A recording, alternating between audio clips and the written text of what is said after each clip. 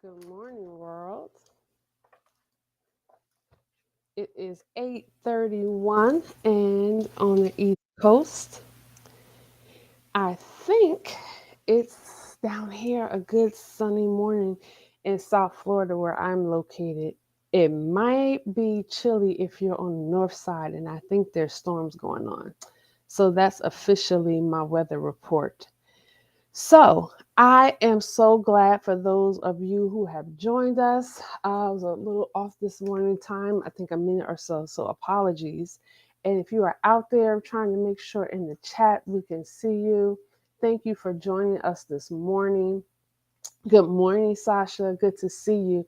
And I think on all the channels, you're out there. So, LinkedIn and all of our other social medias, it's so good to see you on this Tech Thursday morning. So, life is happening, whatever coast and time zone you're in. Good day, good morning, good evening. Hello, world. So, we are excited about this Thursday. As you know, it is Black History Month and it is February. We are in our last week, and I'm really excited. There's been a lot of great things going on, good conversations. And so, we wanted to continue that. I have enjoyed all of the articles and the data that's been running around. And for those of you who do not know, I am Sherelle Francis. I am the proud owner and founder of the iLeap Group, and we are passionate and convinced and committed to help demolish the digital divide. And we do that by partnering specifically with minority serving institutions, businesses, and organizations that want to ensure that infrastructures are transformed, and we focus on access, broadband, cloud, and of course, cybersecurity, amongst others. So today, I just want to have a conversation with you all. And if you can, drop in the chat or however you're viewing. If you're watching the replay, please, by all means, comment and share with us. Join this conversation, and I want to make sure that we are talking about access and how important access is to everyone. But the key word today here is broadband. And the number is 162 million. 162 million Americans today do not have stable broadband access. I think when we hear that number, there are some who actually do not believe me. So I had to take the pause. But it is Data Thursday, so you can look it up, search it, Google it, Bing it, whatever search engine you use. But these are real numbers. And we say high speed broadband. Some will say, what's the difference? Internet, broadband, internet access. When we think about this 330 million Americans in these here United States, that is nearly 49.88%. That number is astonishing when we think about how many devices we're holding, we're using, how often we are walking around multitasking or at our desk, those of us place of work, our children, and when I say children universally, but more than 160 million Americans don't have access to broadband. And why this is a startling and astonishing number is because broadband is literally a part of our daily life, our daily living. So I promise to give you some data, right? And so I don't want to give you just emotions and how I feel. I just want to give you some stats that I think is like absolutely amazing. There was a study that said if 10% increase of broadband was solidified across America, this could increase employment by 1.5% in rural areas. That may seem really small, but when we think about 10% increase in broadband access can lower the unemployment rate, how that can actually lessen the disparity in socioeconomic, in wealth, in actual opportunities for employment, increased opportunities in home ownership, right? In educational access. So literally, that 10% increase in broadband infrastructure can actually decrease the disparity and increase opportunities. So there's a direct correlation to this infrastructure being actually invested. And when we make the investment, this is what happens. Opportunities are widened. So it is absolutely a conversation we need to have. And that's why I wanted to talk about it. So guess who else is talking about it? Not just those of us who are advocating, those of us who are taking on this conversation and the advocacy because we understand the underserved community. But I did mention in my heading that ChatGPT is talking about it too. And we'll get to that because I know some have these opinions about it. I think it's amazing all the tools and opportunities we have to leverage technology, and I don't want to leave that out. But here's what I found really amazing. McKinsey had a report in 2016, and the report said, and it was titled Investing in America's Digital Infrastructure. The future is now, and McKinsey discussed the importance of broadband infrastructure as a driver of economic growth. I just want to let that settle in. Economic growth. I think that's amazing. In 2016, this was almost 5 years before we in the throes of the pandemic, they talked about broadband being the driver and the infrastructure particularly. So it says the driver of economic growth and job creation. But the study also said that the US was lagging behind other developed countries in terms of broadband access and speed, and this would create significant economic and social disparities. Why am I having this conversation? Because I know that there's a correlation with access and disparity. We see it in education, we see it in healthcare. And as a Black woman, I am directly impacted. I am moved by it, but as a human being, right? So I wanted to have the conversation today on this platform because this is the largest platform for professionals, LinkedIn, and it has served us well. I speak globally. So today there are three thoughts I want to throw at you this early morning. It may be 5:30 if you're on the far west coast, 8:30 here on the west, and if you're in the middle, maybe a 2 hour give or take, right? So if you're having your coffee or tea, here's what I want to challenge you with. Should broadband be a utility or is it a luxury? I've had this conversation in passing, and some people have strong opinions and thoughts, and we're all entitled to it. But if we take a step back, that is the conversation, and that is the thought I want to provoke you with today.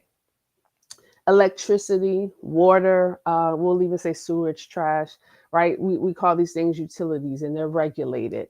And the argument I put in front of you is, what if broadband is actually a utility? What would that look like? I am focused narrowly on education. I know that it is a throughway, and we have education in formal workforce development. We have informal, there's different pathways of education, but I'm a believer. My grandfather would infamously say, he who asks the questions leads the conversation. So I'm asking a question to evoke a conversation.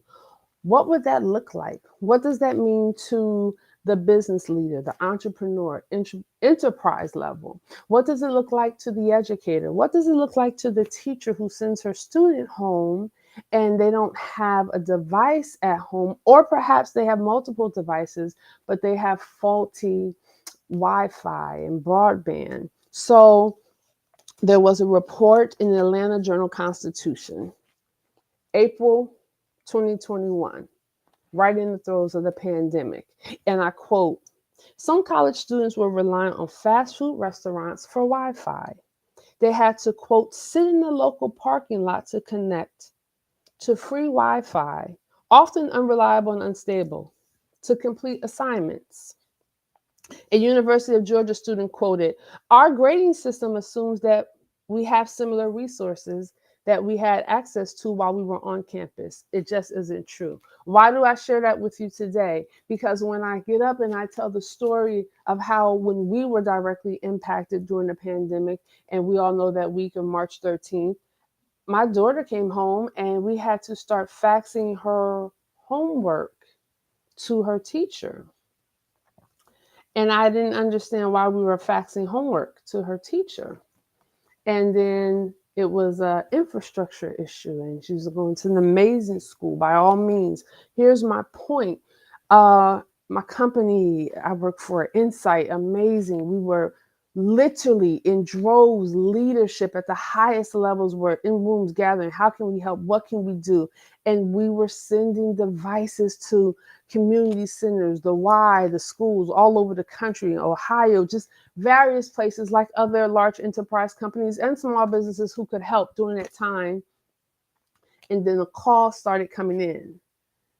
The devices were becoming paperweights. Those of us who know what paperweights were, those heavy objects that sit on our parents' desk to hold down papers because they didn't have access to Wi-Fi.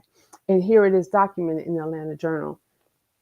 Back to infrastructure. So our educators were then challenged with students who had to learn by remote for quite some time but didn't have stable access, or what was it like to be on a Zoom call and the kids are already on mute, right? And then faulty infrastructure. So what's my point? My point is, as a community, as a whole, as a people, the question I put on the table is, what if it's a utility?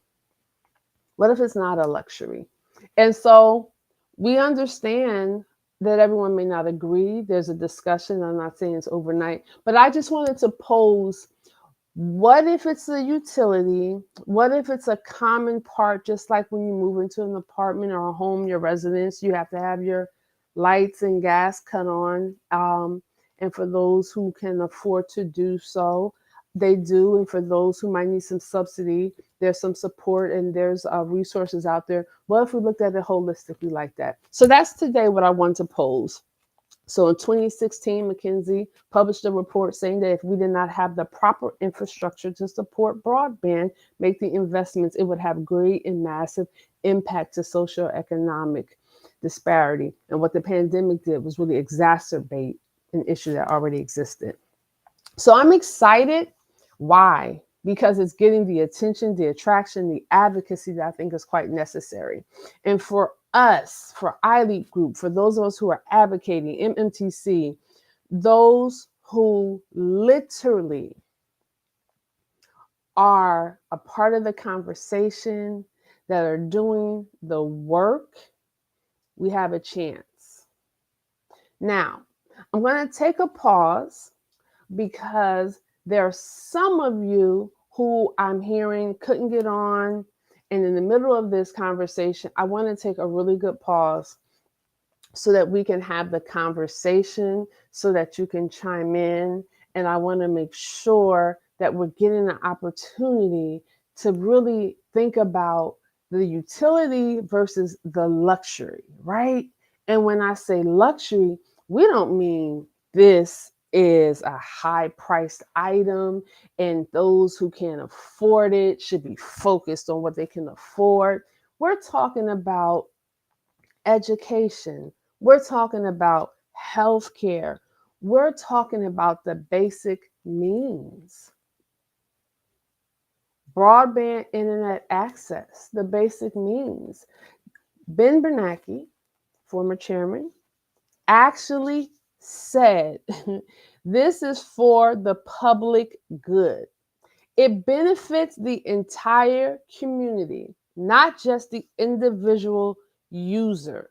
It enables information sharing, community building, and it benefits the society as a whole.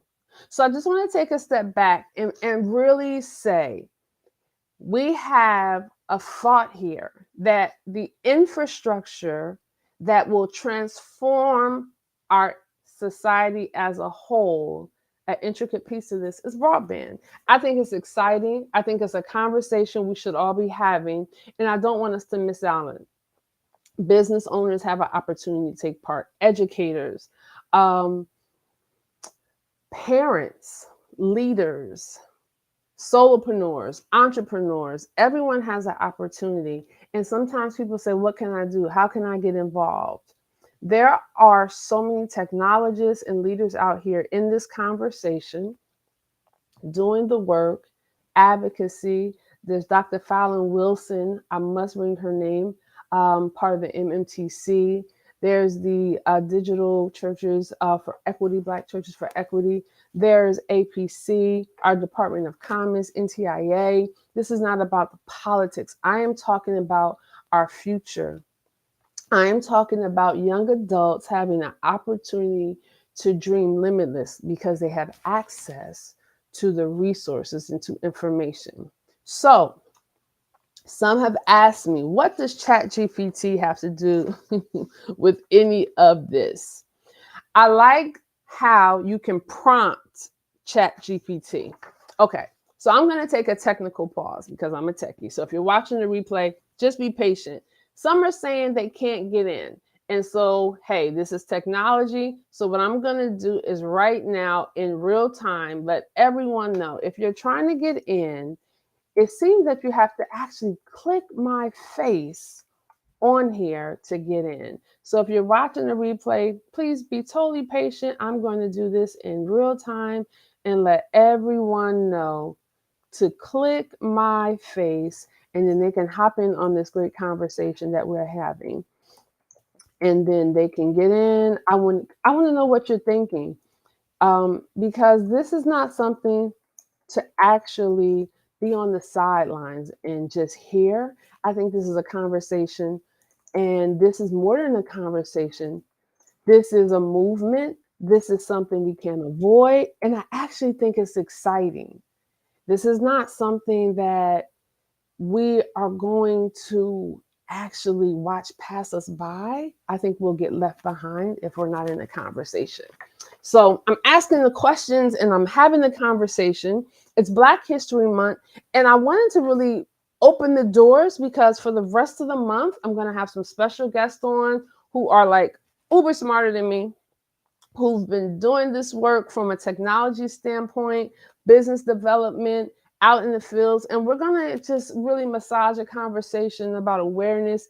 And if you're wondering where you can get in or how you can be a part of this, or if you just want to be a fly on the wall, some people just want to learn more and know more about it. And I think this is an opportunity. So I took a pause just to give people a chance to get in because it seems like some people actually couldn't get in. And I want to make sure, and if you watch the replay, here's what I'm going to ask you to do: to share this with others, take the link and share it, give everybody a chance to talk about it. So let's go back to something that's really important. There's 3 things that I wanted to pull out and just give you as a takeaway because I promise not to hold you all morning. Investment. We've had 3 presidents who've actually spoken to this. They have all said it's an investment. Now, this for me is not about the politics or what side you're on, but that they all see that the broadband infrastructure is an investment. And they all say it's an investment in our future. And so I see our youth always as our future. Always. So first of all, know that it's an investment. We can invest with our time, with our resources, right? And with our deeds. So you can ask yourself, how can I invest? What am I doing? Maybe you're already doing something, but it's an investment. Secondly, increased economic growth. Nobody wants to use the R word right now. Nobody wants to use it, but the reality is we're in turbulent times, and so access is even more constrained because right now it is not regulated, it is not a utility, and we won't even begin to talk about the different prices for streaming, for internet, for cell phone bills, all of that. Hey, I'm a wife, I'm a mom, kids, a family, and sometimes I just have to check the bill and say, okay, how many streaming services? Who are we paying for? So, all I'm saying is there's a theme: increased economic growth. So we agree in invest into our future, increased economic growth. What do I mean? I gave you the data when we started out at the top of the hour. If you were not here, absolutely proven that an increase in broadband infrastructure gives a correlation to an increase in work opportunities, employment, an increase to buying power, real estate, and a decrease to unemployment. And then community, health, education, access. So, if for nothing else, those are the 3 points I wanted to bring out. Those are the 3 points I wanted to bring out today. It is good for our community. The long term investment, and when I say investment, I mean our future, our youth. That is my focus here, particularly, and economic growth. So I started off at the top of this half an hour, six. I started off that there were 6 points. I gave you my three. My challenge to you today is, can you think of 3 reasons why we should be focusing on broadband and access? Now, you might agree that it should be utility. You might disagree that it shouldn't be. I'll save that argument for a different day. But can you think of 3 reasons why we should be focusing on broadband access and getting it to everyone in America instead of stable only to 162 million? It's a global issue, and there's a global effort. Today's focus for me was America. And I'll leave you with these final numbers because I really appreciate the work of researchers, their commitment, and how they advocate through their studies so that we can be aware.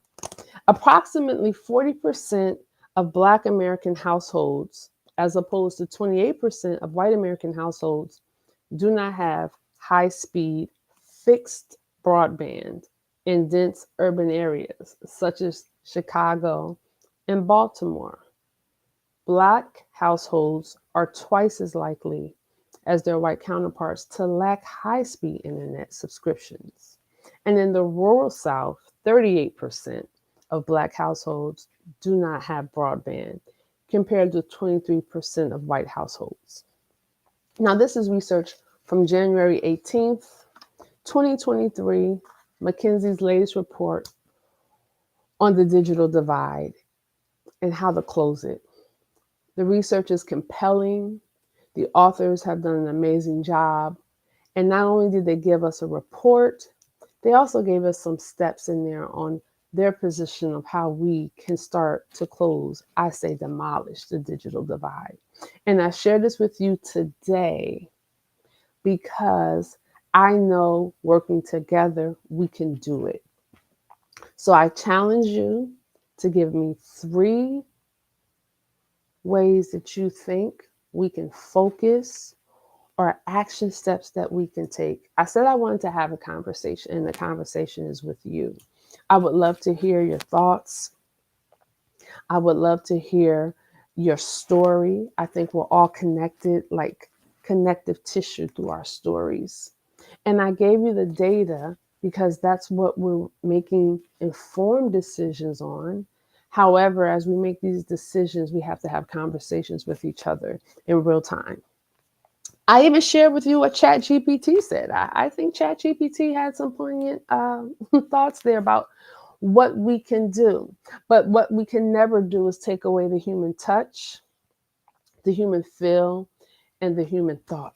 That can never be replaced. So, as a technologist, as a wife, a mom, entrepreneur, a teammate, an employee, a community contributor, and change agent, I share with you today to continue to take your leap, continue to look around you and see where your purpose lies. Thank you so much for sharing with us, even through some of the technical moments that we had. I hope for those of you who are watching the replay, share with others, take part in the conversation. I'll leave you with this. Every Thursday, we will be here having a conversation for our Tech Data Thursday. We're going to have some amazing guests coming. We're exiting out of Black History Month and we are walking into Women's History Month. So you will hear her story every Thursday, and it's going to be a powerful thing. So don't miss out. Thank you from iLead Group. On behalf of myself and my co-founder, Michael G. Francis, we want you to know you are going to have an amazing, tenacious Thursday. Thank you for sharing with us and make it a great day. Take care.